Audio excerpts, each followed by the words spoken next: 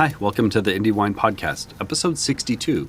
This is part 6 of my series on the California Wine Association, The Dark Days.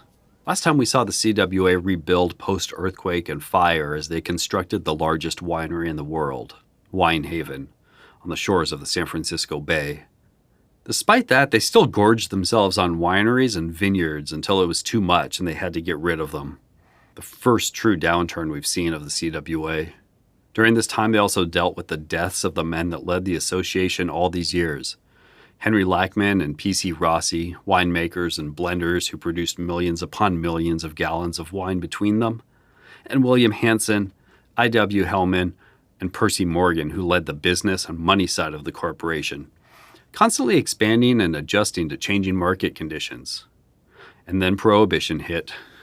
Before we start, I'd like to let you know there is a Patreon you can donate to if you'd like to help me keep telling wine stories ad-free. If you don't want to or can't, that's okay too. Maybe you could tell a friend who would have an interest in listening also. Thanks. Here we go. With Prohibition looming, the CWA sold over $1 million worth of Italian Swiss Colony's Golden State champagne to its Asian markets. 10,000 cases of the same wine would lie in their cellars unfinished. Some novel ways they tried to rid themselves of the oversupply included sending 3 ships packed with still wine to Europe to sell on spec. Finding few buyers in England, they took whatever they could get in post-war Europe for the dry wine. The 2 sweet wine ships started the return voyage to Winehaven, but the vicious North Sea caused one to run aground and the wine was lost.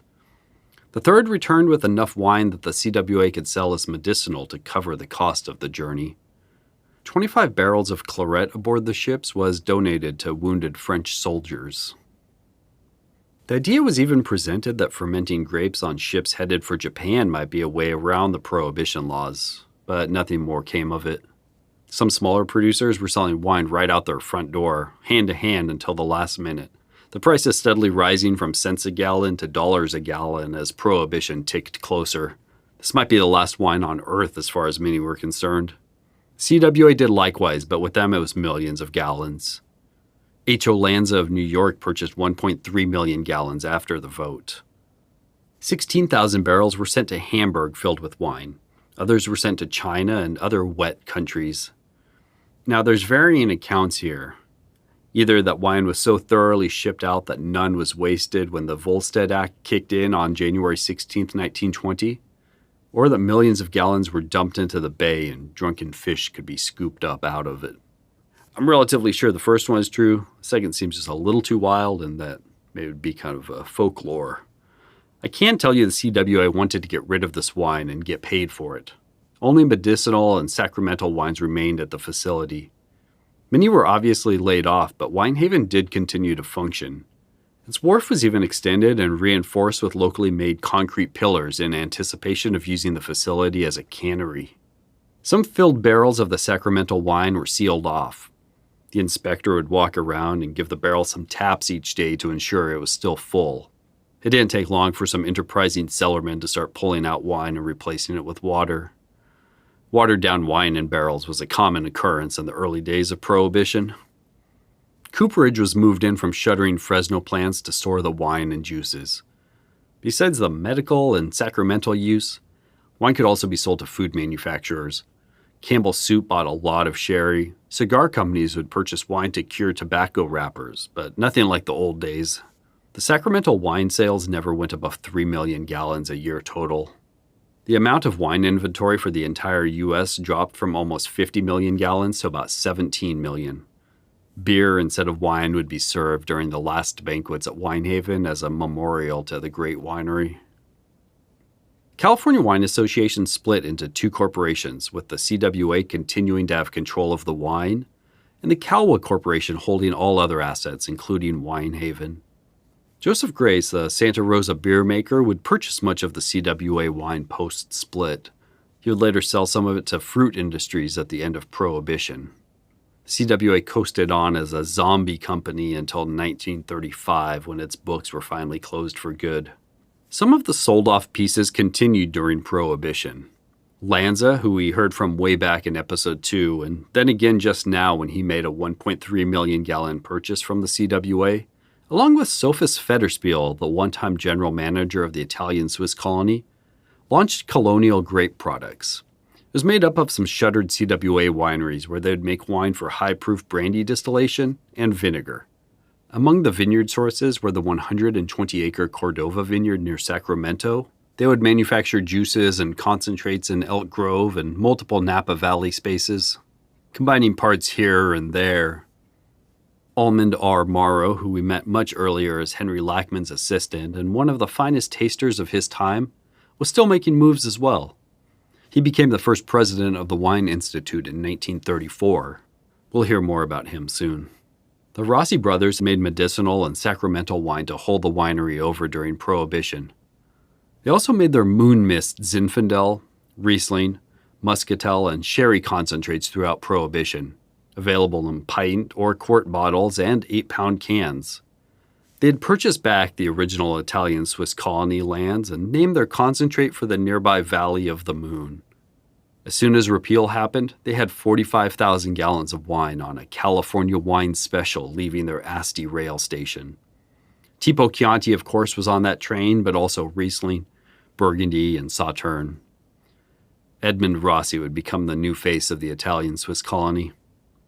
Louis Martini took over the Kingsburg winery, formerly a CWA production plant, and ran it well enough to later build a winery in St. Helena and then purchase Monte Rosso Vineyard.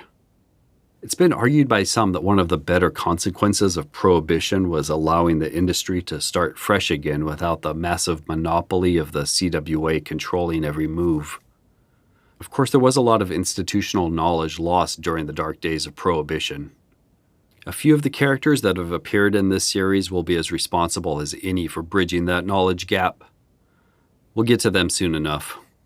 Post-Prohibition, A.R. Morrow reincorporated the CWA in 1937 as part of Fruit Industries. They'd purchased the CWA name for $2,500, also receiving the labels and a plant. Fruit Industries would use the old Schilling Potrero Hill building as its main storage area, as well as its headquarters. It would be in use until the late 50s. By 1951, it was back on solid ground with distribution throughout the country and known again as the California Wine Association. It was fueled by 1,200 wine growers and 11 wineries located in Sonoma, Lodi, Cucamonga, and the Central Valley. Some of the old wine names were resurrected too, Calwa and Greystone. Antonio Pirelli Minetti, who had worked for the CWA as a youngster. He started as A. Pirelli Minetti and Sons Winery in Delano in 1934. 6 years later, they opened another winery nearby, eventually making 12 million gallons by 1950. His winery was one of the 11 we just heard about from the newly formed CWA, the wines marketed under the appropriate 11 Cellars name. Eventually, his would be the only one left, as others were sold, split, combined, or went out of business. Pirelli Minetti took over the 20 million gallon a year CWA in 1971. The line at the time was basic, inexpensive brandies, still, sparkling, and sweet wines. It gobbled up some other small and legacy brands along the way until it owned around 200. By 1981, 5 years after Pirelli Minetti's death, it was all done. Lackman and Jacoby were also brought back after repeal and were still a hit, especially in New Orleans. The light red and slightly sweet wines remained popular in the Italian-American community. We'll hear from Sidney Block in episode 7 of this series about other wines that were influenced by this style. I think it's worth noting that Fruit Industries had a guarantee of its wine. It allowed customers to return wines with Fruit Industries anywhere on the bottle if you didn't believe it was the finest available for the price.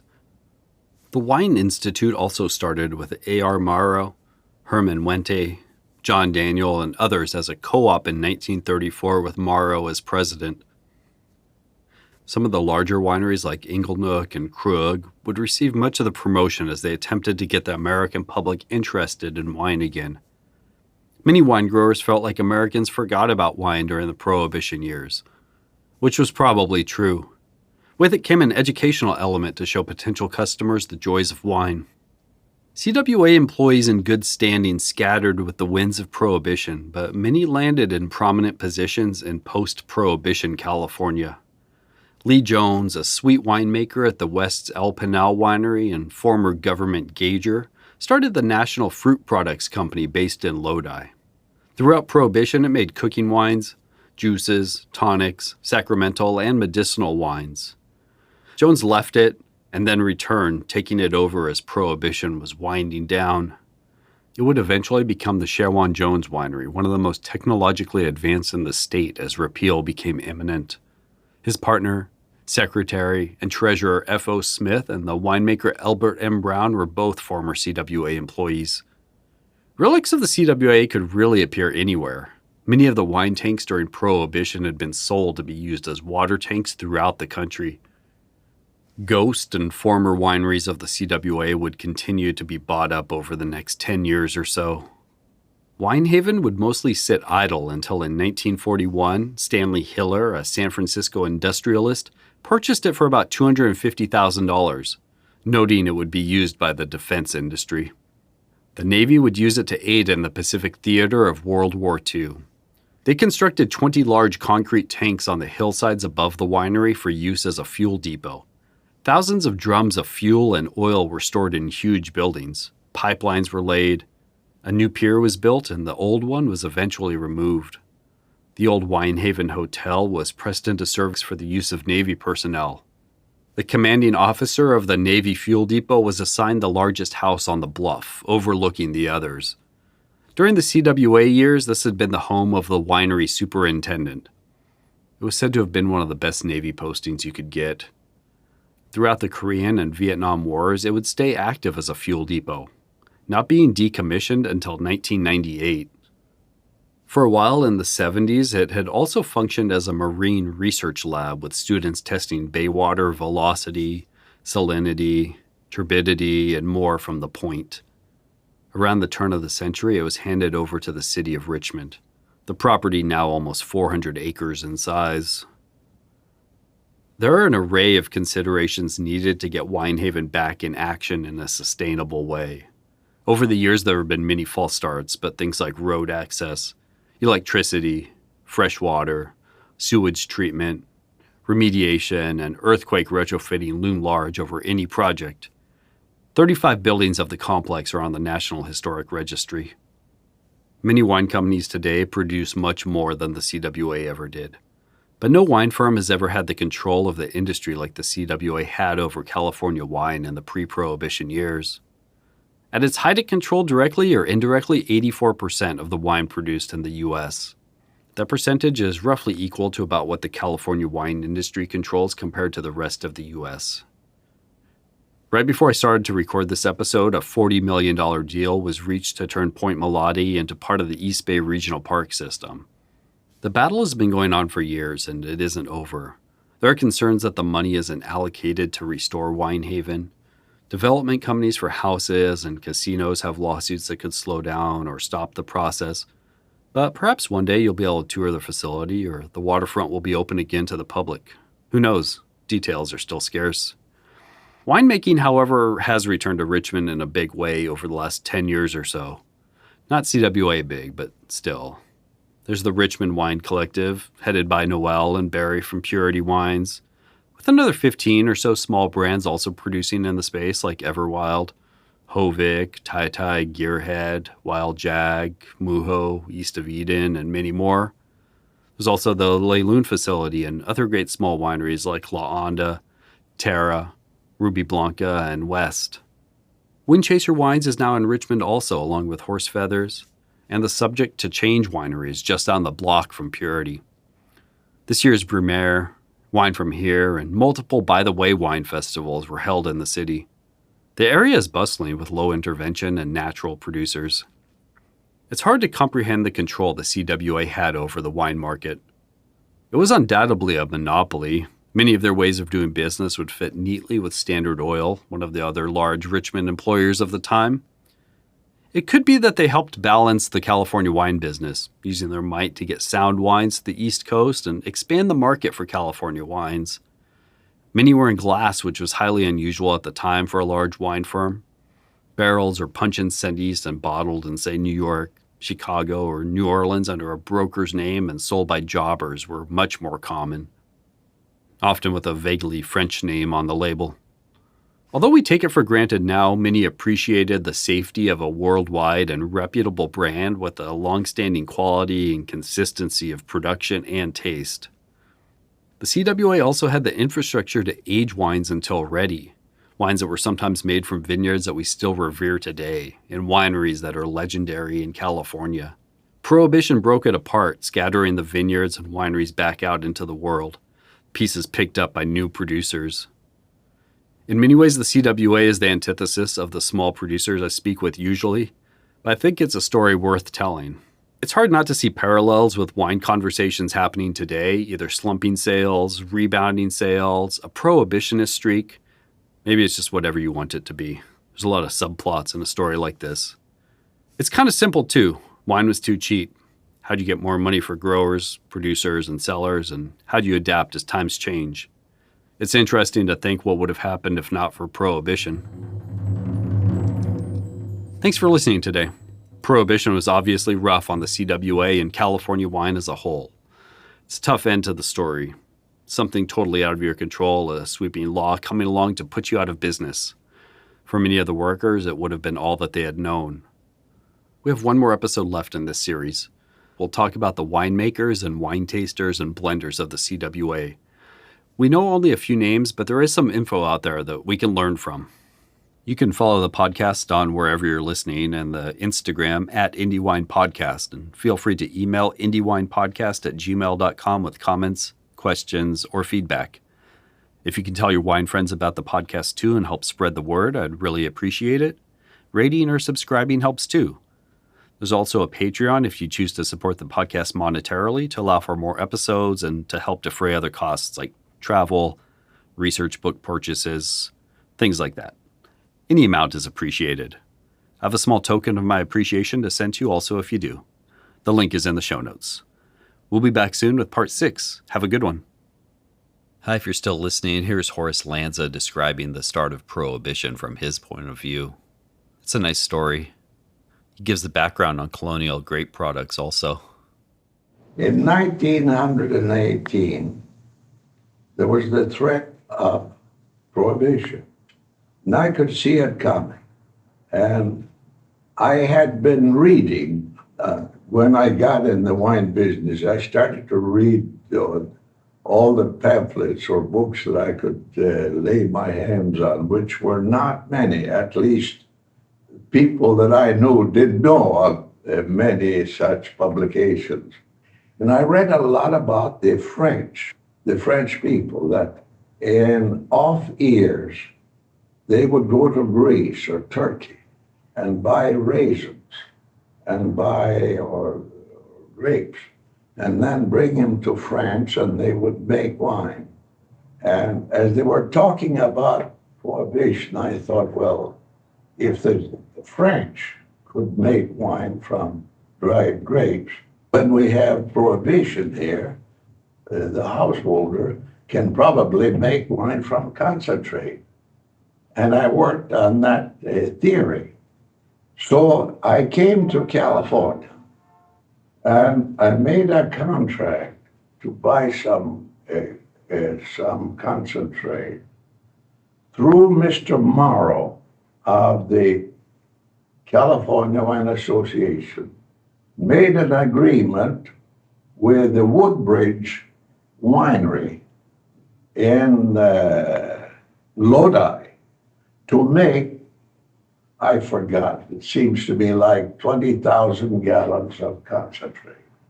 That was a bigger order for concentrate than they ever had. And they didn't quite understand what I had in mind.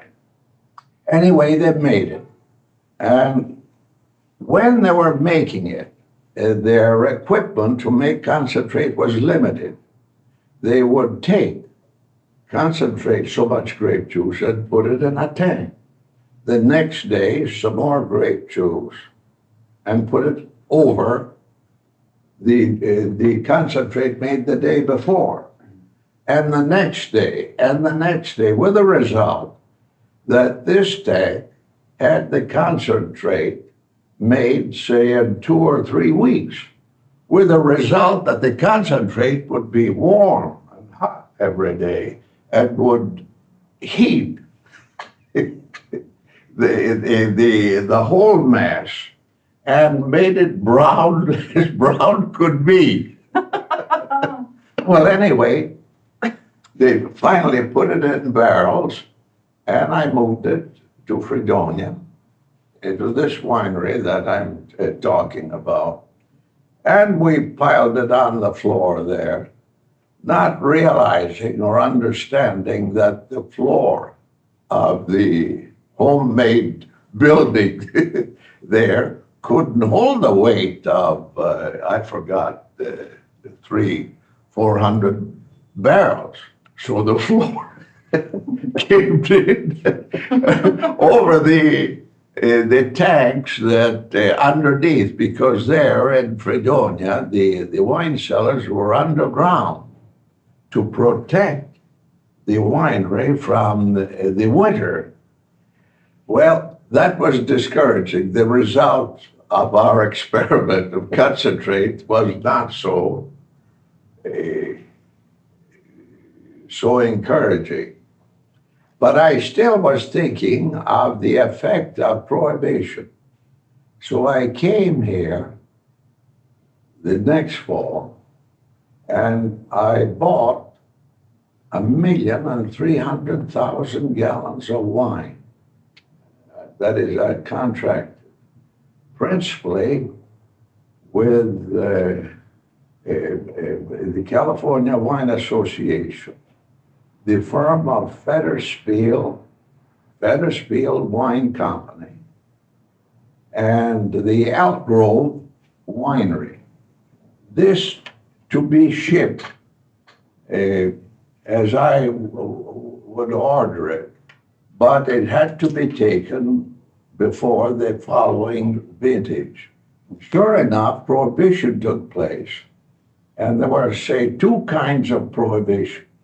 One, that you could not use during the duration of the war any food product in the manufacture of alcoholic beverages. Therefore, you could not use any grapes, you see. And that was temporary while the war lasted. The second was where that was effective anyway, the following January. Well, when this law went into effect, the 1st of July, I think 1918 or 1919, well, we were still in the war, the last year of the war, started in July. I had figured that when prohibition would come, then everybody would sort of hoard beverages, wine included, because they couldn't get it anymore. And that is why I had bought heavily here in anticipation of that rush. And sure enough, when the first prohibition came of July 1st, all my competitors shipping wine, because the department, I forgot what they called it in those days, the department affecting alcoholic beverages in Washington. It's called the Prohibition Department. The Prohibition Department had issued an order specifying that all beverages containing 2.5% of alcohol were prohibited. So you could sell anything less than 2.5, but not over 2.5. I figured that he had no such authority, that his business was an administrative business, but not a lawmaking. The act simply condemned intoxicating liquor. So the question of intoxicating liquor would become a question of fact.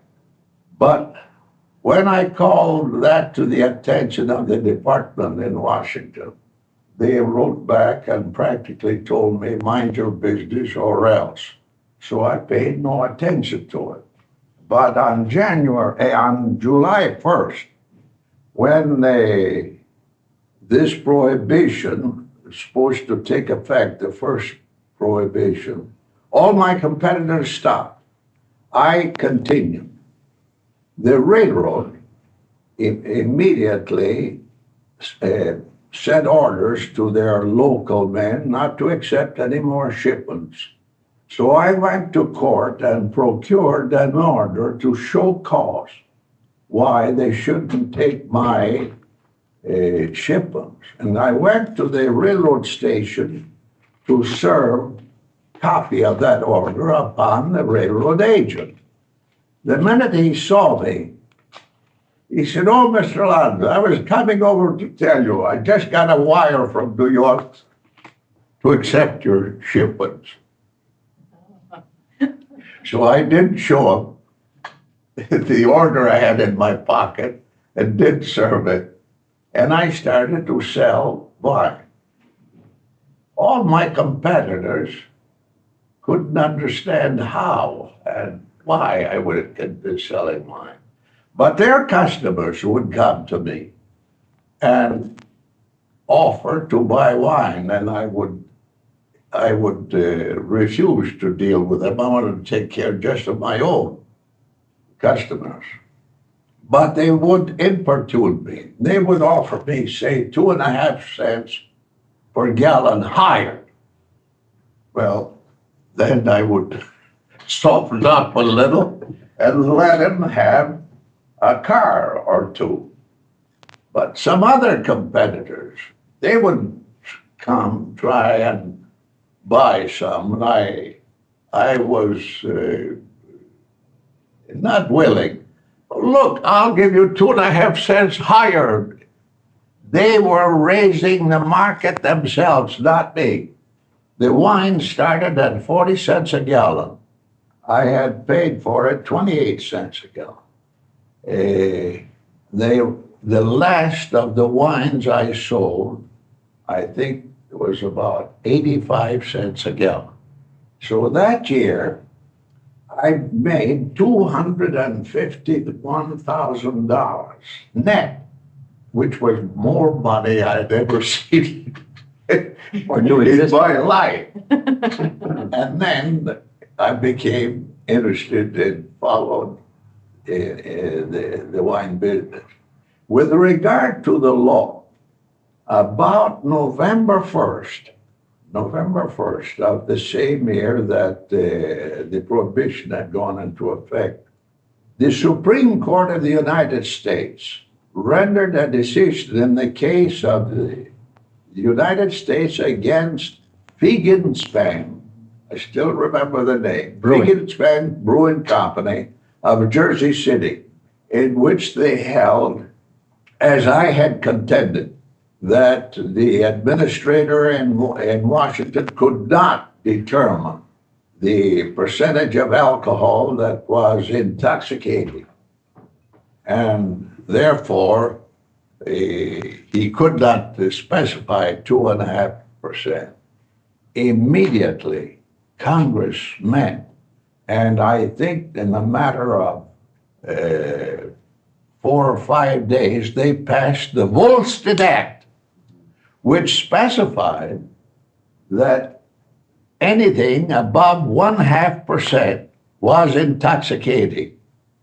By that time, I had finished selling all my wine. My competitors started to sell, but the law was passed and they were stuck again. Well, anyway, that was the first incentive that I had to go into the business on a larger scale. All right. I came to California with my brother, and we bought the De Rosa winery at Elk Grove, and we called it the Lanza Winery. My brother put his name, Lanza Winery. We started to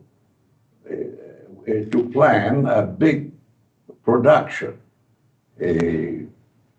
when suddenly my brother passed away.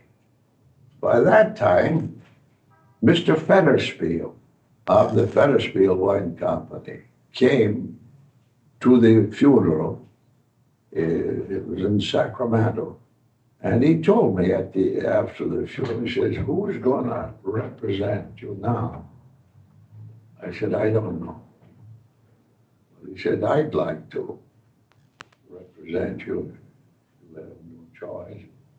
We could go in either on a joint account, a partnership, or a corporation, or any way that you wish. Well, I had dealt with Fetterspiel, and I liked the way that he carried on. In the same manner, he liked the way I dealt with him. He wanted to form it. So I said, no partnership, but I am agreeable to form a corporation, incorporated company.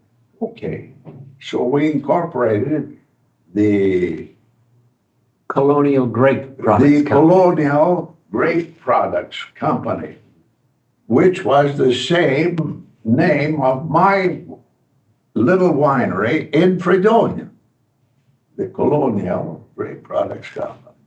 And Fetterspiel, Mr. Leiter, the son-in-law of Klaus Schilling, they took 50%, and I and Judge Lambert, my brother-in-law, took the other 50%. Mr. Schilling, the father-in-law of Mr. Leiter, he would be at the office frequently and be an advisor and counselor. He could not be in the company because he had sold out his interest sometime before to the California Wine Association, and he had agreed that he would not get into the wine business as one of the conditions of sale, either directly or indirectly. But as he told me one time, he says, I didn't agree not to loan any money to Willie.